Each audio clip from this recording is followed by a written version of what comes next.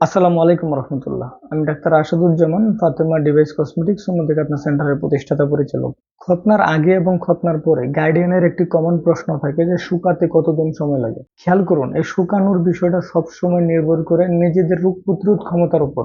অনেকের দেখা যায় যে রোগ প্রতিরোধ ক্ষমতা অনেক বেশি স্ট্রং, আবার অনেকের দেখা যায় যে রোগ প্রতিরোধ ক্ষমতাটা একটু উইক। এই স্ট্রং বা উইক এটা সম্পূর্ণ আল্লাহ প্রদত্ত। আল্লাহ যাকে যেটা দান করছেন তার শরীরে ওটা ওইভাবেই কাজ করে। অ্যান্টিবায়োটিক কি করে? মূলত অ্যান্টিবায়োটিক রোগ প্রতিরোধ ক্ষমতাকে বাড়ায় এবং বাহির থেকে কোনো জীবাণু যেন আক্রমণ না করতে পারে এটা থেকে প্রতিরোধ করে। অনেকেরই একটা ধারণা যে অ্যান্টিবায়োটিক দিলে মনে হয় দ্রুত শুকায়। অ্যান্টিবায়োটিক দিলে দ্রুত শুকায় বিষয়টা এমন না। অ্যান্টিবায়োটিক ইমিউনিটি সিস্টেমকে বুস্ট আপ করে এবং বাহিরের জীবাণুগুলোর থেকে ওই জায়গাটাকে বা ওই ব্যক্তিটাকে প্রিভেন্ট রাখে, নিরাপদ রাখে, যার জন্য দেখা যায় যে ওই জায়গাটা খুব দ্রুত শুকায়। আমরা খতনার ক্ষেত্রে এভারেজ যেটা দেখেছি যে 8 থেকে 12 দিনের মধ্যে আলহামদুলিল্লাহ শুকিয়ে যায়। কিন্তু সুনির্দিষ্টভাবে বলা সম্ভব না যে এই বাবুর জন্য এতদিনই লাগবে, কারণ আমরা তো ওদের ইমিউনিটি সিস্টেম সম্পর্কে জানি না। এখন আন্দাজের উপর বলতে গেলে যেটা হবে যে ভুল হবে। আলহামদুলিল্লাহ 8 থেকে 12 দিন একটা খতনার ঘা শুকানোর জন্য যথেষ্ট, এমনকি খুবই পারফেক্ট একটা টাইম।